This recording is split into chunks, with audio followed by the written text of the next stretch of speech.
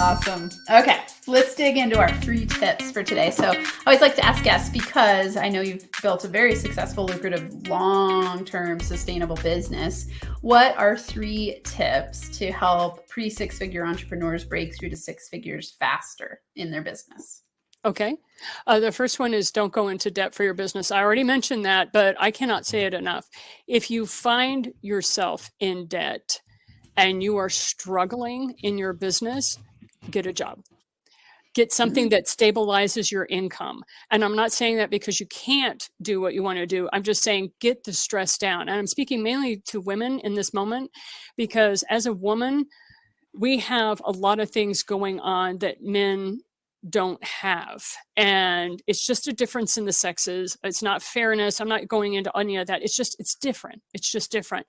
So if your stress level and your security isn't there, you will be in a state of fear and your adrenals will get you sick over a period of time. It may take 18 months, but you'll get to a point where you'll crash, and we don't want that for you. So if you're in a full-time occupation in something that is bringing you a stabilizing income, it calms you down so that you can then operate on your business when you have the energy to, and then you can build it from there. So that's rule number 1. Get a strong foundation built up before you ever flip over to your business. Now, if you're already in business, you already have a stable income coming in, like you have a 5K coming in every month or 8K coming in every month. It depends on where you are in that.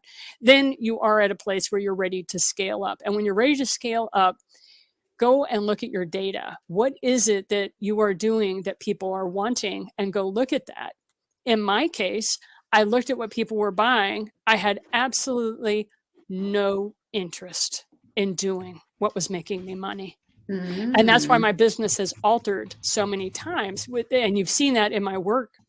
It's just because they bought it from me, that wasn't my happy place. I didn't care if I could make a living at that. It would put me right back at the bench working in the pharmaceutical industry, not being appreciated for what I did and nobody knowing what I did.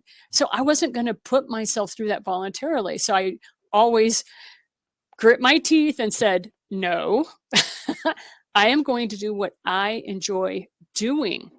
And I demanded from the universe that I would be able to make a living doing what I enjoyed.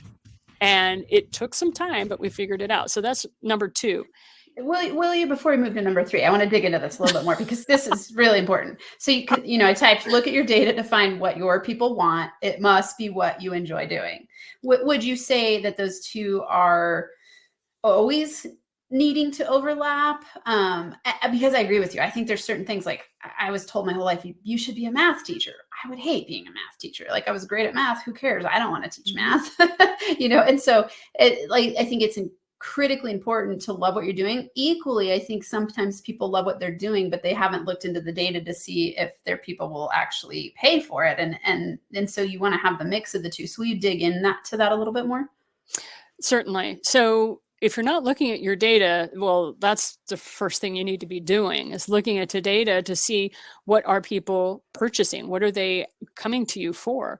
And one of the things you may find exceedingly surprising is that you know how to do something somebody else doesn't know how to do. And it may be falling off a log easy for you. And that's one of the things I found over and over in my business, is that something that I thought was so easy and so uncomplicated, somebody else found exceedingly difficult. And so I had to get out of my own head. And that's why I hire teams of people to help me look at the data and decide how we're going to break it down. If you're not looking at your data, then you have no idea where your people are coming from. It's kind of like money. We're right back to money. If you don't know what your expenses are, and if you don't know where your income is coming from, then how can you make decisions and choices based on that lack of data? Right? You cannot steer a ship on the ocean if you do not know where your pole star is. Yeah. Right? So that's kind of same scenario there. Does that help? It absolutely does. Yeah, and I think for viewers, it's like that part of you said some really important things in both of those first tips. First, when we go, I'm going to put tip number 1 back up. Don't go into debt to build your business. Have a transitional plan to the best of your capabilities. When I started my business, I was on food stamps, and I had, I was at a crossroads point, because it was like, okay, I've got to either go into academia while I build my business, or just take the leap and build my business. And my expenses were super low, and I had 2 months of living money saved up. So I was like, I'm just going to go in, and then if I can't come up with $2,500 a month, I'll go get a job. And so I had a transitional plan, so that was everyone here, just like Janine is saying, money stress will cause you to panic and go into fight or flight mode. And you don't want that. We want to be as stable as we can possibly be as we're discovering what we're good at and enjoy doing, and who we enjoy working with. And so, this ties into tip number 2, look at your data as you're building your community, and as you're building, it could be community, it could be client base. You want to start looking at the pattern of overlap of who it is that's coming to you for the things that you in some ways take for granted about yourself. I'm a lot like Janine, where it's like, I can do a million things pretty well. And so it's like, I forget sometimes, like, oh, I can build a website. I can start a podcast in a day. I can do all the, and then I go, oh, that overwhelms some people a lot, and they would never want to take that on. Be conscious of, I would like to know from your perspective, Janine, what would you say is your zone of genius? Because I think sometimes that person who's good at so many things can get burnt out. And I'm speaking from my own experience. Like because I'm good at so many things, I haven't always been good at delegation. So, I'm tapping more and more into the zone of genius, where it's like, okay, delegate everything away that's not in zone of genius. And that's something that you can do as you scale. So what would you say is your zone of genius? I know what I want. Ooh, it's a good one. I have crystal clear clarity. Okay. And that is frightening to so many people. And you help people find that?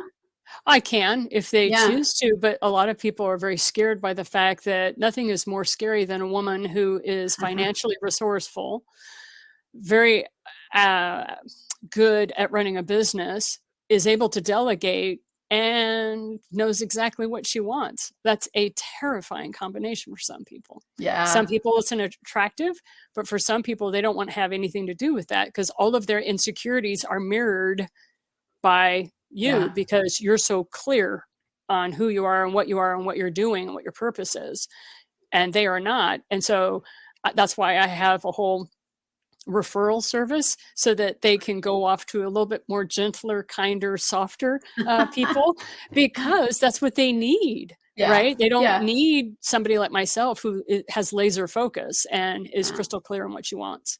So that's where we need all kinds of different teachers. Yeah.